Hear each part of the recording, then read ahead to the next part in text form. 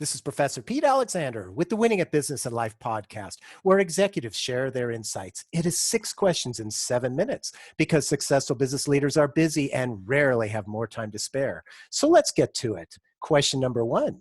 In a few sentences, please tell me who you are and what you do. My name is Amos Burdine. I'm the Vice President of Sales for 10 Healthcare. We're an infectious disease laboratory based right here in the central part of the United States, here in St. Louis, Missouri. We test for a myriad of tests, infections, whether it be women's health or wound infections, upper respiratory infections, or urinary tract infections. We're bringing new methodologies and new testing procedures to the market. It improves patient outcomes and allows for doctors to be able to diagnose and treat more accurately. Excellent. And would the COVID-19 be something that you guys are working on? It is. Yeah, we've added that test. We've brought that to market. Bittersweet. It's good for business, but obviously we want the problem rectified as fast as possible, as much as anyone else. Absolutely. Question number 2. What's the best thing about working in your industry? I think being creative, having the ability to be creative, to utilize the minds that we employ, some brilliant minds, to be able to bring some new testing methodologies to market. Right now, we're combating antibiotic resistance. These pathogens are growing resistant at an astonishing rate. So it's almost a 3-pronged approach, right? We're overprescribing antibiotics. The agricultural systems has way too much antibiotics, which breeds these pathogens being overexposed. So they create a genetic mutation to make them resistant to the antibiotics that we currently prescribe. The second prong is the pharmaceutical companies don't want to spend R&D money on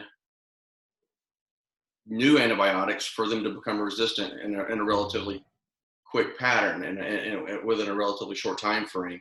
And thirdly, if we want to create new antibiotics, those are derived from the rainforest, which are being destroyed at an astonishing rate. So it's really not an if, but when, more things like COVID-19 and coronavirus creep upon us. So what we're trying to do is diagnose more accurately to reduce the amount of antibiotics that are being prescribed to the general mass population. That's a very noble effort, and I'm crossing my fingers you guys are completely successful in that. Question number 3. I have a book with all the answers to business. What chapter would you think most companies should read? Well, first off, I want to buy that book. Where can I find it? Secondly, for startups, small mid-cap businesses, I think forecasting. That's what's most difficult. In our own brains, we have the magic elixir that's going to solve the world's problems, and then we go out and we sell it to the world, and it falls on deaf ears. Changing behavior is a tough thing. It's a tough thing for any walk of life in any aspect, whether it's diet, addictions. Just we're creatures of habit. So being able to forecast those changes, and then also to be able to kind of keep your ear to the ground. For example, coronavirus. It's impossible for us as a business to forecast this coming. Yes, we can watch what's happening in China. We can watch the flu pandemic in Australia, which ultimately works its way up to the U.S. But being able to forecast and really have a good handle on market projections, I think that's important for small to mid-sized businesses. Just simply because our capital,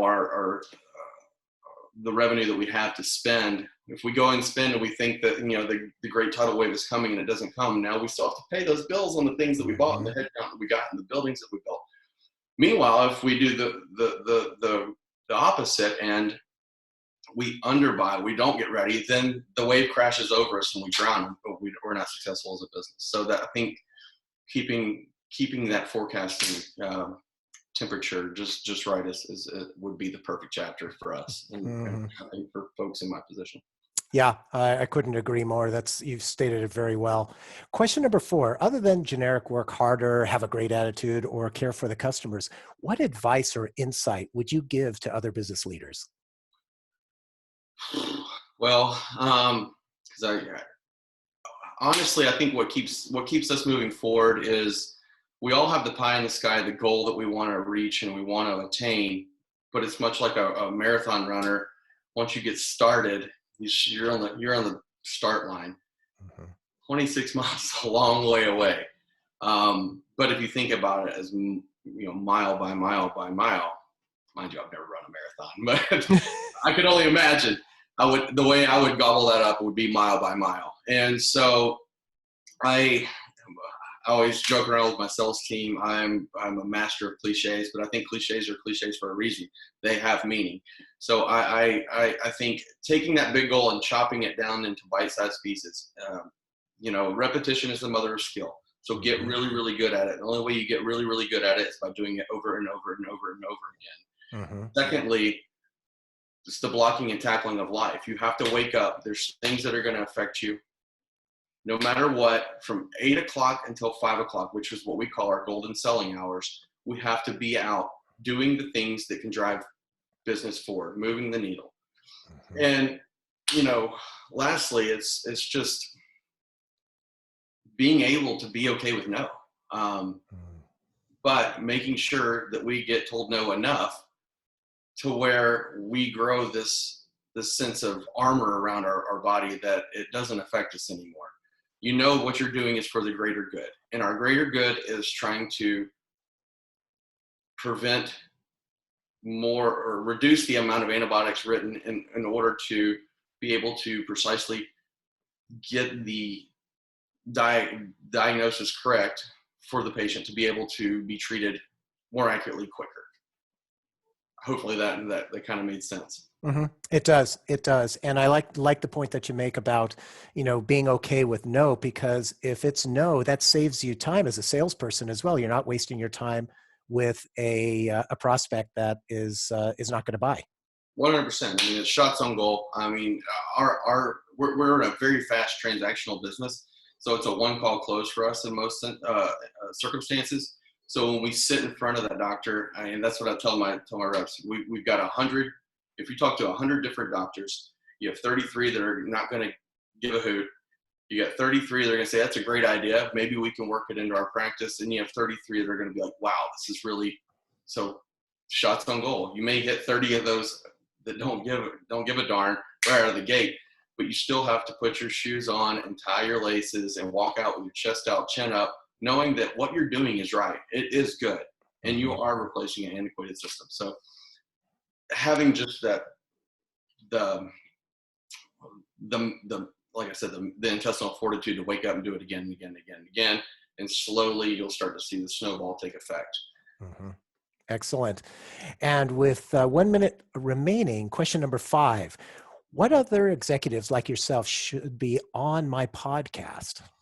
I would say Dan Houghton with Buildertrend out of Omaha. They've got a great company going. Any small, mid-sized business, I think, has a great story that's shown success. They've all come from the trenches. Great. Thank you for that referral. I'll reach out to them. And question number 6, please tell me about your first job. Oh, gosh. Shovel and a wheelbarrow and 5 tons of gravel every single day. Oh, my goodness. Shoveling from the driveway to the backyard, building these putting greens and really nice houses. And so I thought, I need to think about what I'm doing with my life and how do I get that?